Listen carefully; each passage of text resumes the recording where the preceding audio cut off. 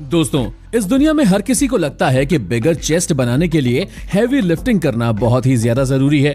ये बात सही भी है, लेकिन आप किसी इक्विपमेंट की मदद लिए बिना ही अपने खुद के बॉडी वेट से अपनी बॉडी पर मास और साइज बिल्ड भी कर सकते हैं। बस उसके लिए आपको अपनी एक्सरसाइज में टाइम अंडर टेंशन के साथ साथ होल्ड्स और रेपिटेशंस इंक्रीज करने की जरूरत है, क्योंकि इससे आपकी बॉडी का इंटरनल मसल फाइबर टियर और ब्रेक होता है, जिसके वापस से रिपेयर होने पर आपके मसल सेल्स की साइज बढ़ जाती है, जो आपकी मसल्स को काफी ज्यादा बड़ी और मजबूत बना देती है। इस वीडियो में हम आपको जो होम चेस्ट वर्कआउट बताने वाले हैं, वो आपकी अपर, मिडिल, लोअर, इनर और आउटर चेस्ट सभी को कवर करके आपको एक बिगर और वेल डिफाइंड चेस्ट देगा।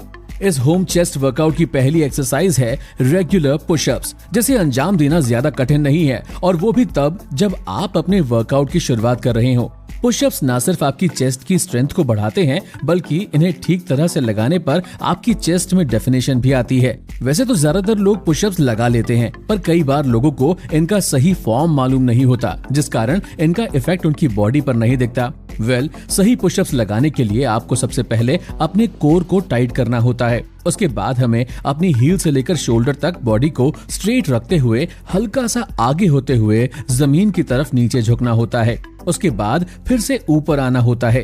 होम चेस्ट वर्कआउट के दौरान हमें कम से कम पुशअप्स के 20 रेप्स लगाने की जरूरत है, क्योंकि ज्यादा रेप्स लगाकर ही हमारी बॉडी का मसल फाइबर ब्रेक होता है, जो कि सॉलिड मसल बनाने के लिए जरूरी है।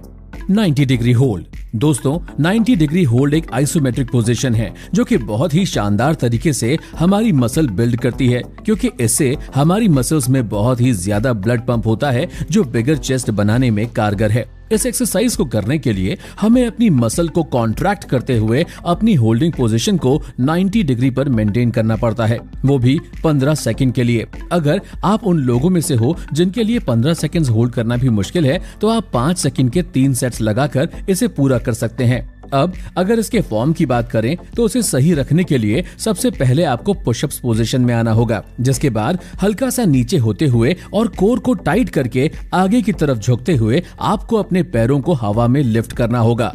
शुरुआत में अगर इतना भी नहीं हो रहा आपसे, तो आप कोशिश करें कि अपने पैरों का कम से कम सपोर्ट लें, लेकिन कोशिश आपको यही करनी है कि आप अपने पैरों को हवा में रखें। इसके बाद यह एक्सरसाइज पूरी हो जाएगी।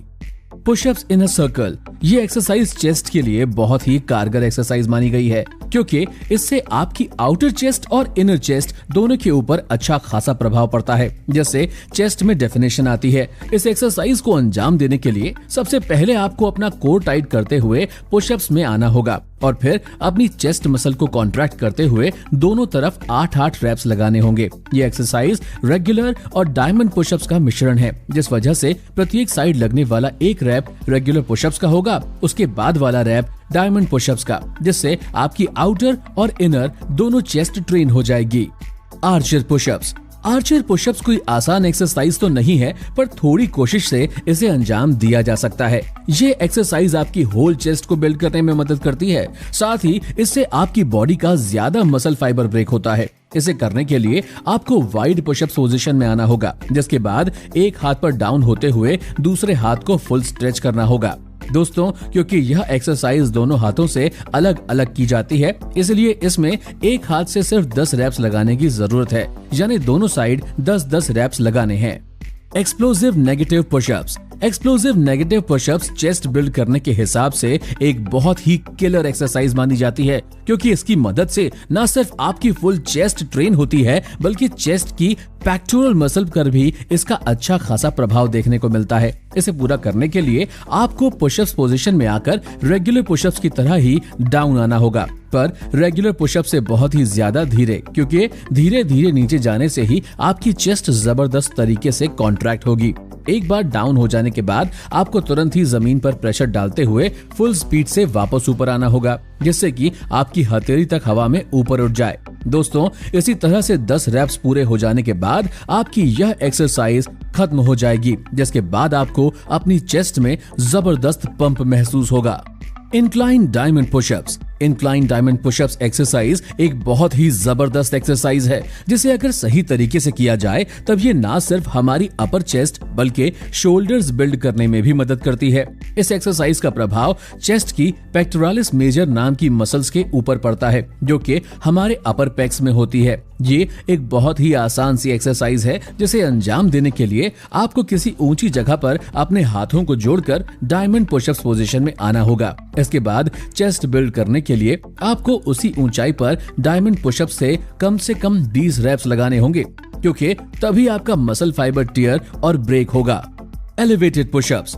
एलिवेटेड पुशअप्स भले ही एक कठिन एक्सरसाइज हो, पर बिगर चेस्ट बिल्ड करने के लिए इस एक्सरसाइज को सबसे ज्यादा कारगर माना गया है, क्योंकि इस एक्सरसाइज का सीधा प्रभाव आपके अपर पेक्स और लोअर चेस्ट के ऊपर पड़ता है। इसे लगाने के लिए आपको अपने पैरों को किसी एलिवेटेड या कहें तो ऊंची जगह पर रखकर अपने हाथों को पुशअप्स पोजीशन में जमीन पर रखना होगा, जिसके बाद पुशअप्स की तरह ही आपको इससे कम से कम 20 रेप्स पूरे करने होंगे, क्योंकि तभी आपकी मसल्स ब्रेक होंगी और आपकी चेस्ट पंप होगी।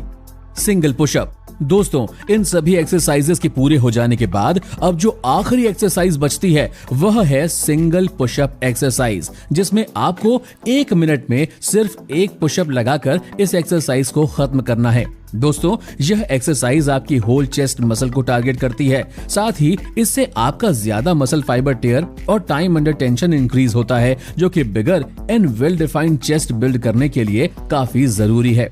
यह एक्सरसाइज दिखने में भले ही रेगुलर पुशअप्स जैसी है, पर जब आप पूरी तरह से थक जाने के बाद इसे परफॉर्म करते हो तो ये बहुत ही ज्यादा कठिन बन जाती है, क्योंकि पुशअप्स पोजीशन में 30 सेकंड तक डाउन जाना और फिर 30 सेकंड में वापस अप आना अंत में बेहद मुश्किल काम है। इन एक्सरसाइज को आप हफ्ते में 2 दिन कर सकते हो और धीरे धीरे अपनी टाइमिंग और रेपिटेशंस बढ़ाने की कोशिश करते रहें। जब भी आपको ये एक्सरसाइज इजी लगने लगे तो आपको इन्हें कठिन बनाने के लिए टाइमिंग और रेपिटेशंस